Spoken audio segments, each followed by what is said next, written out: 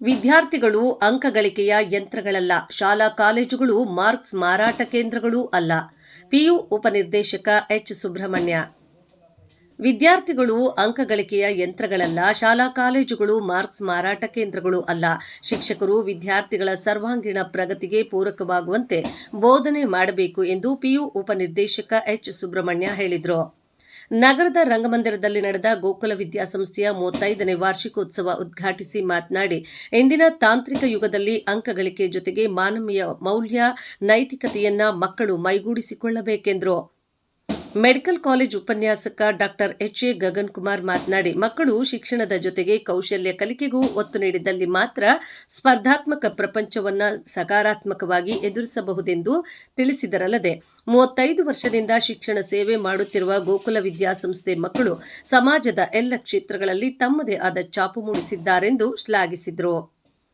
ಗೋಕುಲ ವಿದ್ಯಾಸಂಸ್ಥೆ CEO N. Tejaswini ಮಾತನಾಡಿ, ಮಕ್ಕಳನ್ನು ಶಾಲೆಗೆ ಸೇರಿಸಿ ಪೋಷಕರು ಜವಾಬ್ದಾರಿಯಿಂದ ವಿಮುಖರಾಗುವುದು ಸಲ್ಲ. ಮಕ್ಕಳ ಅಧ್ಯಯನದ ಮೇಲೆ ನಿಗಾ ಇಡುವ ಜೊತೆಗೆ ಸಾಂಸ್ಕೃತಿಕ, ಕ್ರೀಡಾ ಚಟುವಟಿಕೆಗಳಲ್ಲೂ ಭಾಗವಹಿಸುವಂತೆ ಪ್ರೇರೇಪಿಸಬೇಕು. ಮಕ್ಕಳಿಗೆ ಸಮಯ ಕೊಟ್ಟು ಅವರ ಭಾವನೆಗಳನ್ನು ಅರ್ಥ ಮಾಡಿಕೊಂಡು ಮುನ್ನಡೆಗೆ ಸಹಕಾರ ನೀಡಬೇಕು. ಪೇರೆಂಟ್ಸ್ ಮೀಟಿಂಗ್ ತಪ್ಪಿಸಬಾರದು ಎಂದು ಮನವಿ ಮಾಡಿದರು.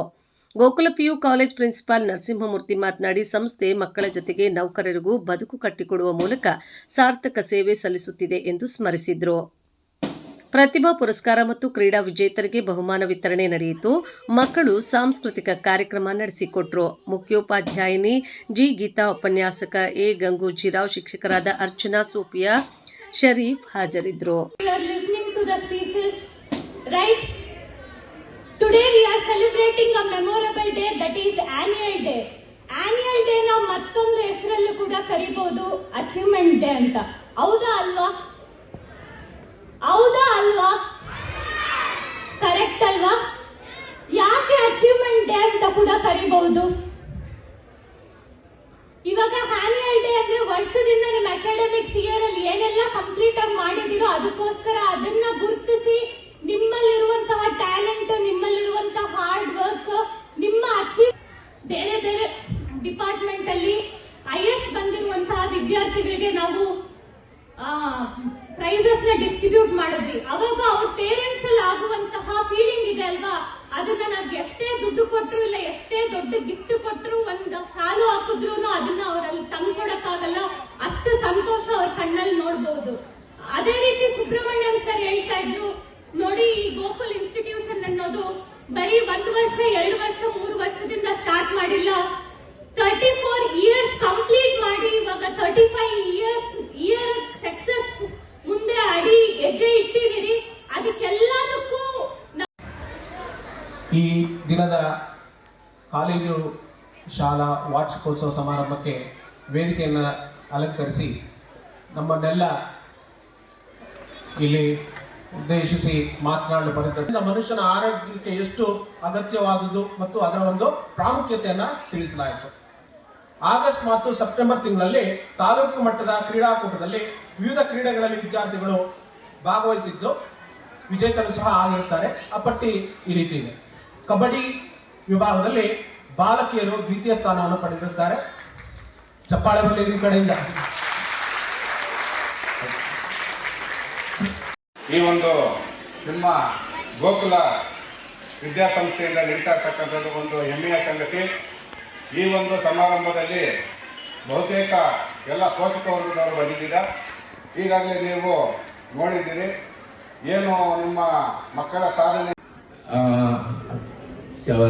ತಡವಾಯಿತು, ಎಲ್ಲರೂ ನಮ್ಮ ಆಡಳಿತ ಮಂಡಳಿಯವರು ಅದನ್ನ ಪಾಪ ಅವರು ಕ್ಷಮಿಸಬೇಕು. ನಾನು ಇದೇ ತರ ಒಂದ್ಸತಿ ನಿಮ್ಮ Gokul PU college chemistry valuation practical ಎಕ್ಸಾಮ್ಗೆ ಅಕಸ್ಮಾತ್ ನಾನು ಏನೋ ಒಂದು ಟೈಮ್ ಟೇಬಲ್ ಮಿಸ್ ಮಾಡಿಕೊಂಡು ನಾನು ತಡವಾಗಿ ಬಂದ್ರು ಅವರು ನಮ್ಮ ಶ್ರೀ ಗೋಕುಲ್ ನಾರಾಯಣಸ್ವಾಮಿ ಸರ್ ಅವರು ಎಷ್ಟು ಖುಷಿಯಿಂದ ನನ್ನನ್ನು ರಿಸೀವ್ ಮಾಡ್ಕೊಂಡು ಅಂದ್ರೆ ಇನ್ನು ಏನು ತೊಂದರೆ ಇಲ್ಲ, ಒಂದು ಬೇಗ ಮುಗಿಸ್ಕೊಡ್ತಾರೆ ಅಂತಂದ್ರು. ನಾನು ತಡವಾಗಿದ್ರು ಹುಡುಗರಿಗೆ ತೊಂದರೆ ಆಗ್ದಂಗೆ ಬೇಗ ಮುಗಿಸ್ಕೊಟ್ಟೆ.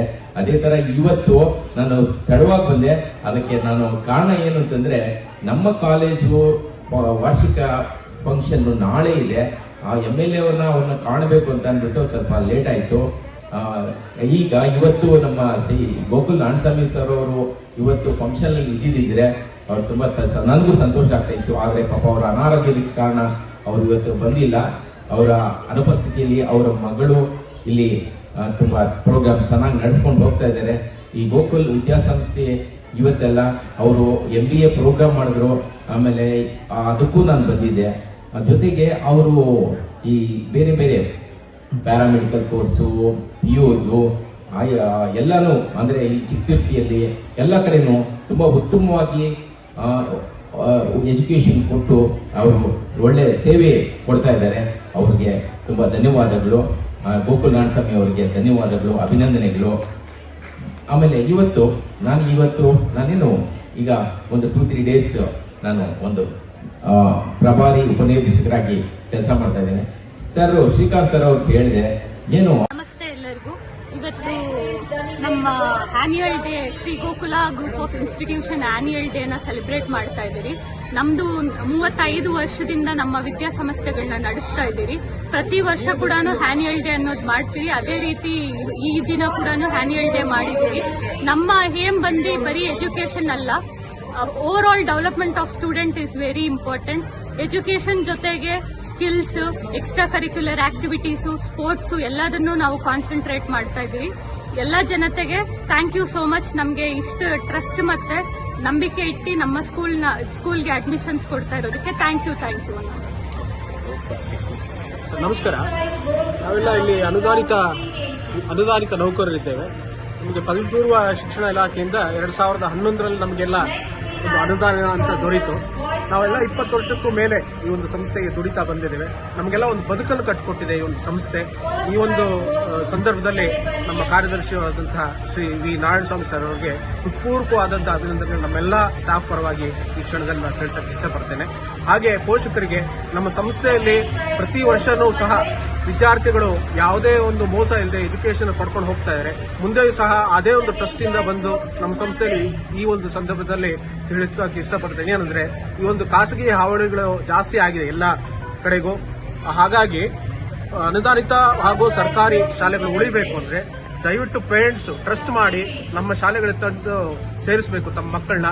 ನಾವು ಎಲ್ಲ ನಮ್ಮ ಸರ್ವ ಪ್ರಯತ್ನವನ್ನು ಹಾಕಿ ಅವರಿಗೆ ಒಳ್ಳೆ ಉತ್ತಮ ಶಿಕ್ಷಣವನ್ನು ನೀಡ್ತೇವೆ ಅಂತ ಈ ಒಂದು ಸಂದರ್ಭದಲ್ಲಿ ತಿಳಿಸ್ತಾ ನಿಮಗೂ ಸಹ ಸಂಸ್ಥೆ ಪರವಾಗಿ ಅಭಿನಂದನೆ ಸಲ್ಲಿಸ್ತೇನೆ. Thank you.